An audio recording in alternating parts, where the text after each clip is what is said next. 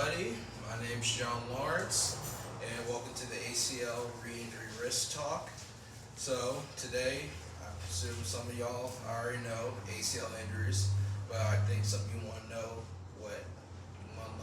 more about re-injury risk and what happens after return to sport. So, today I'm going to go over everything, what ACL is, injuries, all the risk factors, different exercises can be done after you return to sport, and and the reality of your expectations you're going to be seeing. So, and you can follow along with the packet. This is the same PowerPoint I'm going to be reading off of. So, first things first, what is the ACL? The ACL is a ligament that runs through your anterior intercondylar area of the tibia, which is the bone right here, and it runs medially from the middle all the way laterally to here. And this is responsible for keeping the tibia from anterior translating too far, which is basically when your bone comes up, goes up like this, that ACL starts to pull and prevents you from keep going up into extension. So, next, ACL injuries. So, commonly and the most concerning thing in sports is ACL. ACL injuries are among the most common and debilitating injuries in sports for a lot of athletes and different people too, particularly activities mostly involving cutting, pivoting, and some kind of deceleration when you're running. And there's about 250,000 people who experience this kind of injury annually in the U.S. So although there are surgical reconstruction, rehabilitation often enable athletes to return to rehab, it's of a high alarming rate of re-injury, especially young athletes, either you're competing like competitively or recreationally. So, general expectation and beliefs that people commonly think that'll happen after you get rehab and ACL reconstruction. For example, a study found that a preoperative group of athletes undergone ACL surgery for the first time or the second time on the same leg, called a revision. All these athletes expected a normal or a near normal condition of their knee, which means 2/3 expected a return to sport at the same level as prior to their injury without any restrictions. And the majority of adolescent population expected to return to sport after ACL reconstruction far sooner than expected in the timeline of their rehab. So the reality of returning to sport.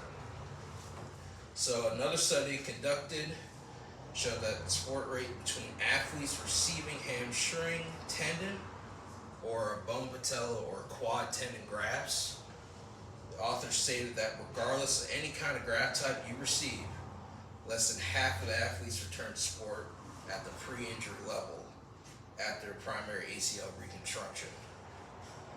Another study showed outcomes in athletes after ACL reconstruction found that 81% of those athletes returned to any of the sports, 65 returned to the pre-injury level, and 55 returned to a competitive level of sport. And there's about, maybe say, 15% of the entire study didn't return, and 71% said it was just because of fear of re-injury. So what are your chances of having a second ACL injury? A good systematic review found that roughly 80% of athletes post the ACL reconstruction return some level of sport, but 1 in 5 athletes sustain the re-injury in either of their knee. Another reported incidence of re-injury young athletes who are younger than 20, 25 years old who returned to a high-risk sport, and that was about 23%. So this means nearly 1 in 4 young patients who sustain ACL injury return to high-risk sport will go sustain an ACL injury at some point in their career, or will likely sustain early when they return to sport. So some of the most high-risk sports are level 1 competitive sports, which means sports that contain some kind of pivoting, cutting, jumping. This can be either basketball, cheerleading, football, etc., a lot of different sports. So with that being in mind, we also have to look into how competitive you guys are, or someone you know is participating, because this is going to affect how they're going to return to sport and if they're at higher risk for ACL re-rupture. So next, we're going to talk about non-modifiable risk factors, which is risk factors that you can't actually change no matter what you do. First one is age. For all you guys here, some of y'all are 25 or 25 years old or less. You guys are probably going to be at a higher risk, and here's why. Right here, it discovered that a higher rate of athletes less than 20 years old return to a sport, but 1 in 5 suffer re-injuries in either knee due to the fact they were in higher levels of sports and higher risk in the sport activities of their choosing. Individuals who are younger than 20 years old have significantly higher re-injury rates compared to older individuals. And older individuals are probably competing recreationally, or they're just probably have a stronger than most young athletes, or it can be many factors too. Next is sex. So usually females have a higher risk of tearing their ACL at the first start, but when looking at re-injury after return to sport, females are technically more even with men to re-tear, so there's not really much of a big difference between females or males in the re-tearing of their ACL when they come back to sport. Next, risk factors and graft types. Many ACL patients receive either allograft or an autograft. And the difference between allograft is a cadaver, while the autograft is something being used from your own body. So in regards to the difference between the autograft types, there is no relative similar rates of second injury or graft failure between either you get hamstring autograft, quad autograft, or patella tendon autograft. There's no real difference in comparing these with re-injury of the ACL, but a systematic review did report that allografts are reported to have a higher re-rupture rate than an autograft. So autografts are a better option for people who are really trying to come back to cutting, pivoting kind of activities, instead of getting allografts. So allografts may be more for those who more do stuff on occasions. So next is going to be talking about another big risk factor, your quadriceps and hamstring strength. As you know, your quadriceps are muscles. Okay, muscles in the front, and your hamstrings are in the back of your leg. Quadriceps are crucial for your knee stability. They're strong and reduce the stress on your ACL, and there should be a balance between the strength between your quad and hamstring. So most common guidelines suggest hamstring strength should be about 60% of your quadricep strength. So your hamstrings are also responsible for keeping that knee or that tibia from translating forward from too much, just like the ACL, because it's being stretched just like it. So it's good to strengthen the hamstrings just as hard as your quadricep muscles, as your quadriceps also helps you with your knee extension and control the amount of knee flexion when you're squatting. So on the next page, you can see different exercises that focus on strengthening your quads. First, we got a leg press machine right here, and another one which is really good. It's called a goblet squat.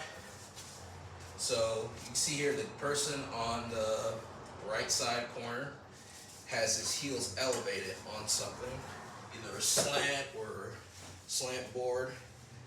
When you elevate your heels more, it puts more strain and more tension on those quads in the front of your knee. So you're getting more of that strengthening. You can use weights, or you can just use your own body weight. You're going to feel it more in the front of your knees when you have your heels elevated. Next, we got step-ups. So step-ups, either on the box, bench, these are good ones for your quadricep muscles. Lunges, and we also have front squat and back squats. So with front squat, back squats, either barbells, something like that. So front squat, these are going to be way better for your knees because a lot of that weight's going to come through your legs when you have the weight in front. But you're doing barbells, squat behind, is going to get more of your back muscles and probably more of your glutes too, but it's either one, it's your preference. Next are hamstring. Actually, these are more quadricep exercises. These focus on more single leg activities. So we got heel taps or step down from a box. We have pistol squats, legs extension machine. So with pistol squats on the first corner, you can see that this one's supported. So you can grab onto something, focus on bending that knee, coming back up, find that balance too. This one's our, there you go. You can even do it from a box sitting. Let me see how I can do that. This one's really good and challenging, especially you get deeper into the squat. Okay, now next one, these are hamstring exercises. The first one, the corner, would be the most challenging one, especially if you're returning to sport. These are Nordic hamstring curls. So you can have someone behind you holding your legs. You're gonna come down, control yourself, coming up, and you're gonna feel them hamstrings. Trust me, this is hard for anybody. You're gonna be feeling it. I can barely do that one. And below it is RDLs, most common one, challenging your balance and getting the hamstrings. Have a slight bend in your knee. Have a kettlebell dumbbell on the other arm. Come back up. You should feel a pull in the back of your leg. You also have hamstring curls and hamstring curls on a physio ball, which is good for your hamstrings as well. Okay. So next we'll be talking about biomechanical and neuromuscular risk factors. So poor neuromuscular control of the lower extremity biomechanics has a significant contributor to a knee injury risk. Some common examples are dynamic valgus collapse when you push your knee inward when squatting, increased knee extension on activities, asymmetrical loading, which means you're putting some more weight on one leg than the other, or lateral trunk deviation. It means you're leaning your trunk the other way. So by dynamic knee valgus, so with neuromuscular control, we call this ligament dominance, which means you're using your ligaments more than your muscles to control the surrounding your knee or stabilize your knee, which isn't a good thing. You should be using more of your muscles to help control your movement, not the ligaments around it. So when this knee goes inward more, you put way more stress on your ACL. So it's important, everyone should focus on their biomechanics when they're either cutting or just landing when they're jumping off something or jumping in the air. You can see in this picture on the right side, you can see the patient has her knee more pointed inward, but the left side shows the correct way how to cut, which is the leg completely straight. Knee valgus can be contributed to many things, either compensation, stepping out too far, or having weak glute medius. And now next is increased knee extension. We call this quad dominance. It's when the quadricep muscles are way stronger than either your hamstring or glutes, which you ever notice how you land, you hear like a loud bop noise, or you just have stiff landing? That's because you're not landing and absorbing the force with both your hamstrings, glutes, and your quads together. So it's important to recognize when you're landing loudly. So you want to prevent yourself from just landing straight-legged. You want to land with some kind of bend in your knee, just to distribute the force way better and lessen the strain on your ACL. Now, asymmetrical loading, we call this leg dominance or a residual injury deficit. This is when one leg is used more than the other during activities or ongoing weakness impairments in one of your legs. So say when you're jumping up in the air doing a tuck jump or something, you notice that one thigh or one leg's higher than the other. That's an example of what we call leg dominance. You're using one leg to push off more than the other. And asymmetrical weight shifting. So say you're sitting down right here, you're getting up, and you're starting to push off more this leg than making sure you're pushing off evenly. That's what you call leg dominance there too. You're not shifting your weight properly between both your legs. Now another example is foot contact timing, and when it's uneven or foot placement is unparalleled. So I'm gonna hop up on the box. Whoop. Say I land uneven feeding, which means that I put way more pressure on the back leg when it's behind, and when the leg's in front, I'm trying to lessen the strain. So you gotta notice when your foot's uneven when you're landing, or even when you're cutting as well.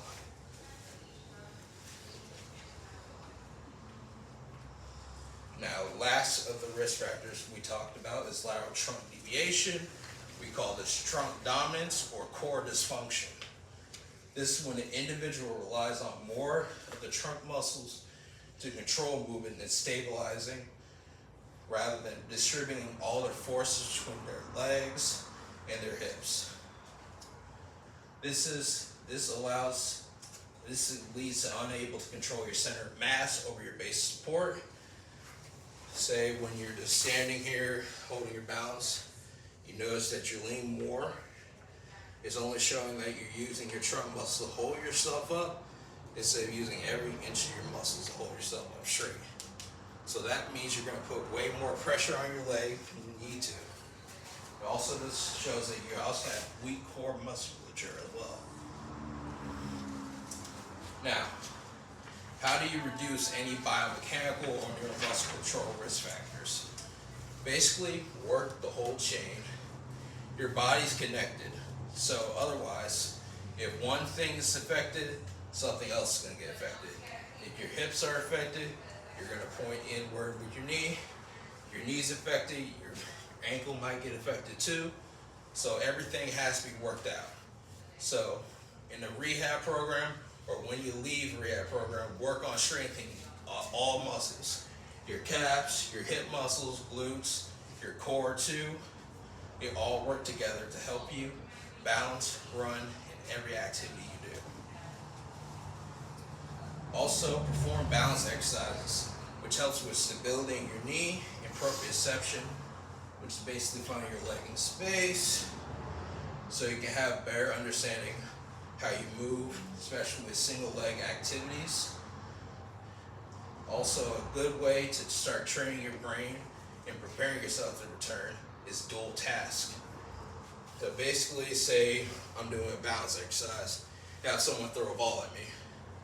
So not only am I catching the ball, I'm also holding my balance as well, doing two things, challenging my brain, because either you go to a football, you gotta be able to, 3-point stance, and then rush at a pitch, rush at a guy, block him, look either way, be able to hold him. So you gotta be able to focus and perform different tasks at the same time, especially if you're competing in a high-level event or any kind of sport. Also, practice landing to decrease any kind of deficits or jumping too. So get on top of a box, practice landing. I call this the depth jump, or depth jump, not death. Let's get that straight. Come down, little light landing there. You can see yourself or have someone record you. Now there are exercises I want to show you on here. First one in the left corner, this is clamshell side planks. These ones are really good for your obliques and challenging the hip muscles right here, your glute median. Another one is a single leg bridge. So this is a good one to demonstrate some endurance in your glutes and your back. So if you're able to hold it for like 20 seconds or more, that's amazing. If you can't, that's something to work on. Now single leg balance, I already demonstrated. Having someone ball toss and everything else, that's a good one to do. Next, depth jump. Either you do on 2 legs or jump off and land on 1 leg. I say start with 2, just for the beginning. Then try going on 1 when you get used to landing on 2. Another good one is squatting while weight shifting. Now we talked about asymmetrical loading. When you squat down, you can shift your weight back, forth, come up. So you get used to putting weight on one side more on the other, or focus particularly on one side more, so you can start getting more into asymmetrical loading, symmetrical loading. Now another form of technology a lot of PTs use today are blaze pods, which are a latest technology that utilize athletes and or rehabilitation. It uses intensified training, increase your reaction time, and challenge individuals cognitively, which is basically lights that light up.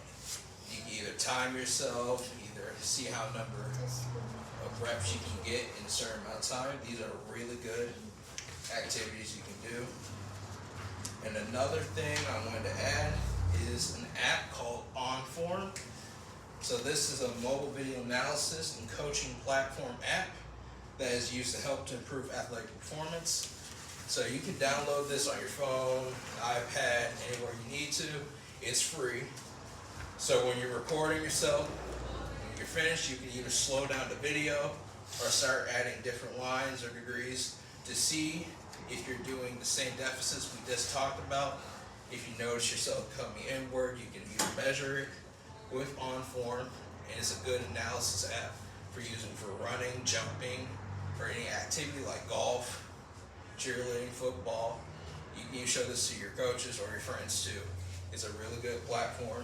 I suggest it be used way more in athletic performance. Now, psychological readiness. I find this to be the most important one and the biggest risk factors for young athletes. Psychological readiness to return to sport has been found to be predictive of all actual return to sport outcomes. Fear of re-injury is very common in those who have actually received a debilitating injury like ACLs, severe ankle sprains, or just like labrum tears too. So right here we call this Tampa scale of kinesiophobia. This is an actual return to sport test some people take. It determines your psychological readiness. So if you receive a 19 or higher on that test, it demonstrates that you'll suffer a second ACL injury within 24 months of return to sport based off that test. Now, ACL return to sport after injury. This one is another test called the ACL Return to Sport Index, or RSI. If you score higher, it determines a greater readiness to return to sport. So the score would be like a 77 or higher, which is a great sign that you're ready to go. Now, how do you prove your psychological readiness? Grade it. First is grade exposure. Don't go jumping back in first hand go when you go back after you finish rehab. sometimes a lot of people make that mistake, thinking that, hey man, I can do this right now, but I just don't have the confidence right now to do the movement just yet. Ease yourself back in. So do the high level stuff, but start at a slow pace. Do the easy stuff, build yourself back up until you really feel like you're ready to start competing higher level. Also, ask questions. Some of you are going to rehab now. Some of you may need to in the future. Ask your PT, ask any athletic trainer, ask your doctor too about how you feel about everything, and if you have questions about your rehab, if you feel like it's not working or something that is difficult for you, they'll help you understand how to improve or how to understand the education wise around your ACL difficulties or what to expect out of returning to sport. Also, don't be afraid to seek psychological help. I know some athletes had a hard time going back because they were terrified of re-injuring their knee. So sometimes they get counseling or talk to others who have the same experience that they went through. So it'll help to just talk to somebody who knows how you're feeling, or just see if they can help regain your confidence too. Now, the final risk factor I'm going to be talking about, early return to sport. This is a big one, especially if you guys think that you're just going to, after maybe 4 or 5, 6 months of rehab, you say, hey, I'm ready to go, let's get out there. That's a common mistake done by many people. This study right here on the first one reports that during the first 9 months after surgery, a later return to sport has significantly associated with lower re-injury rate, while another show that found athletes who returned before 9 months after reconstruction had approximately 7-fold higher rate of a second ACL injury compared to those who returned at 9 months or later in their rehab. Which also means that if they were returned later in their rehab, after 9 months or more, they may have a decreased risk factor of re-injuring it because they took their time to get back into action, strengthen the leg more, and understand movements that they're going to be doing in their sport. So compared to those who come back early, and instead of just waiting for a couple more months to understand and start understanding the movements again, because after you injure yourself, you haven't done the same activities you've done for like 6 months or 7 months or so. So you're not feeling, so you might not be ready as much as you think you do. You might be strong, you might be fast, again, but you're not the same level as you were before. So it's good to take a couple of months before going back into it. So, the final question, can you actually prevent a second ACL injury? Truth is, it's yes and no. There is no magic bullet. There is no cure. There is no absolute clinical reasoning for you not re-injuring yourself. It can happen. Things happen. It's out of your control. You may have the best rehab in the world, and it might happen. You might hit re-injury.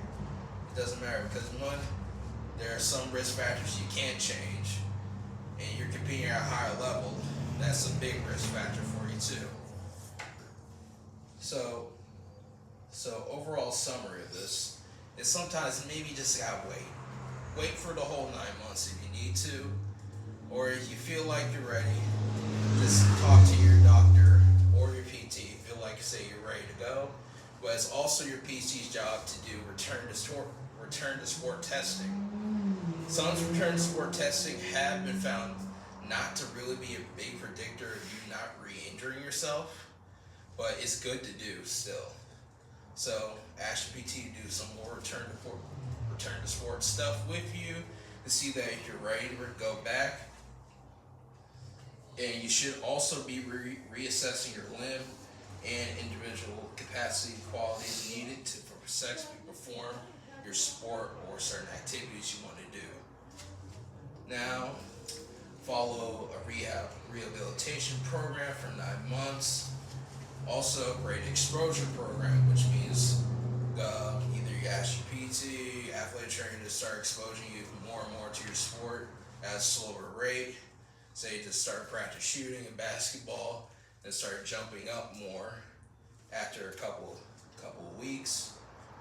Also, again, strengthen every aspect of your lower extremity, your core, because everything works together.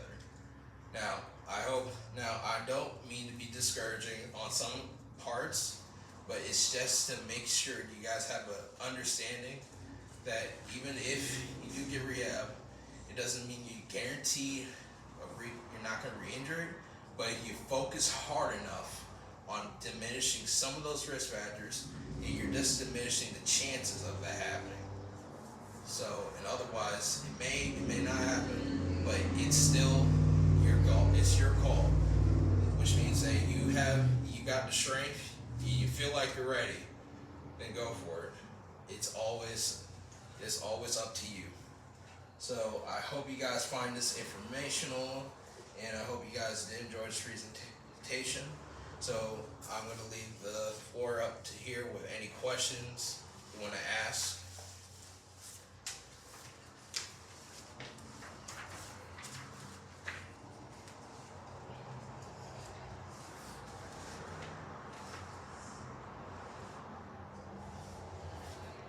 Come on, guys, give them hard questions.